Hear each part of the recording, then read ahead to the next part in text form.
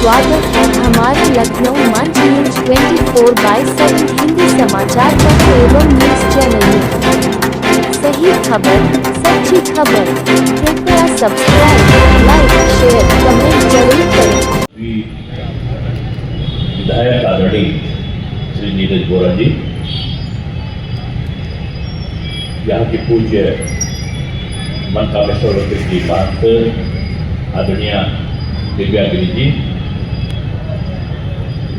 इस समिति के सम्मानित अध्यक्ष आदरणीय गोविंद शर्मा जी, और जो बड़े तन्मयता के साथ रामलीला से लेकर अन्य चीज में लगते हैं उनके साथ में ऐसे डॉक्टर राजकुमार वर्मा जी, और जिनको मैं हमेशा इस चौक की विरासत मानता हूँ, ऐसे ओम दीक्षित जी, और सबको मैंने इसलिए नाम बाद में लिया है, सबको एकजुट जोड़ने का काम आदरणीय बाबूजी करते थे, टंडन जी करते थे, आदरणीय गोपाल जी करते थे, आदरणीय रमेश कपूर बाबा जी करते थे।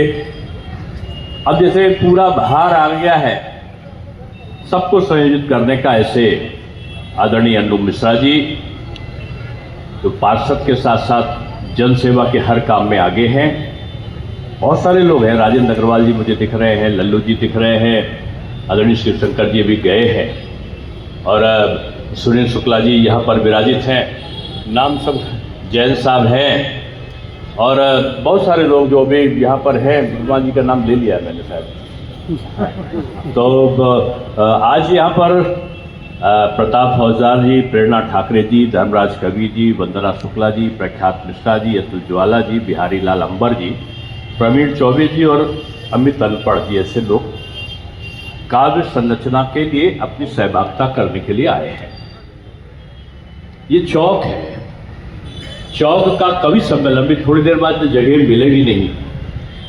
चौक का कवि सम्मेलन, होली के चकल्लस, ये आदरणीय सदैव अमृतलाल नागर जी, काशीनाथ वाजपेयी जी, और जिनको इस लखनऊ का एक जीता जागता मैं इतिहास कहता था, हम सबके चाचा जी, पिता तुल्य आदरणीय लालजी टंडन इस चकल्लस के प्रणेता के रूप में रहे हैं।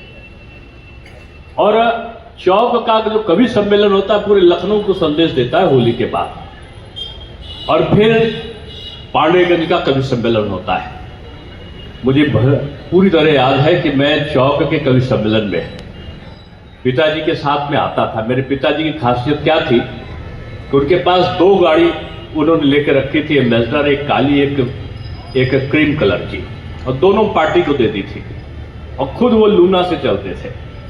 और मुझे बैठाल के कवि सम्मेलन में वो पांडेगंज बड़ी रात तक सुनाते थे कि भी छैल बिहारी जी आने वाले हैं, वेदवृत वाजपेयी जी के पिताजी यानी प्रख्यात मिश्रा के बाबा जी।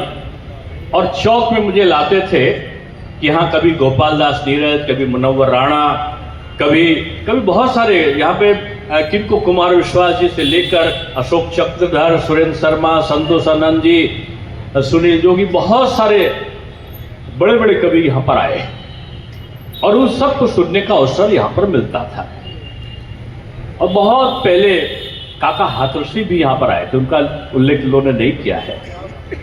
और मैं जानता हूँ कि ये, और यहाँ पर एक उन कवि को शायद जो लेते नहीं, लेकिन वो लोग मैथिली शरण गुप्ता से लेकर और सूर्यकांत निराला तक की श्रेणी में थे।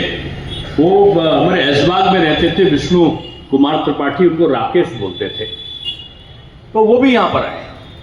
तो एक यहाँ की विरासत रही है काव्य का, एक गरिमापूर्ण, जो कवि आ जाता था उसको लोग मानते थे ये कवि श्रेष्ठ है। तो मैं आज कह सकता हूं कि जो मंच पर विराजित है वो कवि श्रेष्ठ है, क्योंकि चौक के मंच पर आना अपने आप में एक अद्भुत है। और फौजदार ऐसे लोग हों, यानी फौज के नायक हो, और सुने दरोगा जी भी यहाँ पर है। अरे इंस्पेक्टर से बड़ा दरोगा होता है कभी में। इंस्पेक्टर ये पहले दरोगा से, यहाँ तक मुझे इनका चेहरा, इनकी हंसी से याद आया, ये वीडियो पर बड़ा चलते थे, वो रील बना के बोलते थे, वही वाले हैं लगता है। हाँ हाँ हाँ, तो बहुत अच्छा मंच बना है। और अभी यहाँ पर फौजदार जी ने मुझे कान में बताया कि 11वीं बार आ रहे हैं वो। भैया 11वीं की डिप्टी और उनको कुंभ का स्नान मिला है। अन्नू मिश्रा ने उनको कुंभ का एक वो भी दिया है, जल। और आपको पता है, आपने डुबकी नहीं लगाई थी। उत्तर प्रदेश के विपक्ष के बड़े नेता ने 11 बार डुबकी लगाई थी। अब आपको उसका नाम पता है क्या? नहीं। तो 11 बार डुबकी लगाई थी वो हमारे आदरणीय पूर्व हम लोग बहुत सम्मान करते हैं, नेता विपक्ष के हों, लेकिन इसका मतलब ये नहीं होता कि हम लोग होली के सीजन में हास्य प्रयास करें। लेकिन पूर्व उप मुख्यमंत्री जी ने भी लगाई डुबकी, हमारे मुख्यमंत्री जी ने भी लगाई डुबकी। लेकिन अब डुबकी ज्यादा किसकी थी, इसको कुछ लोगों ने गिना, कवियों ने गिना, तो उसमें 11 डुबकी थी विपक्ष के नेता की। और 11वीं बार सरदार जी यहाँ पर आए, फौजदार जी। तो मुझको लगता है कि इन्होंने नहाया नहीं था वहां पर, इसलिए अन्नू मिश्रा ने उनको एक कुंभ का जल दे दिया है कि जाओ भैया, अगर आप नदी में नहीं नहा सकते तो कम से कम कहीं डालो और 11 बार डुबकी लगाओ आप, जिससे आपका स्तर कोई मुख्यमंत्री से कम थोड़ी है। तो ये हास्य प्रयास क्या है, कभी को आप छेड़ेंगे नहीं तो कभी में जोश नहीं आएगा। और मैं जानता हूँ लखनऊ पढ़े लिखों का है, लेकिन यहाँ अनपढ़ लोग भी कविता कहते हैं, यही लखनऊ की विरासत है। और मैं मानकर चलता हूँ कि यहाँ पर बहुत सारे लोग अच्छे अच्छे कविता का काव्य का पाठ करेंगे। ये होली एक संवाद लाती है, और होली का जो पर्व है आपस में समन्वय, एकता और सौहार्द का रहता है।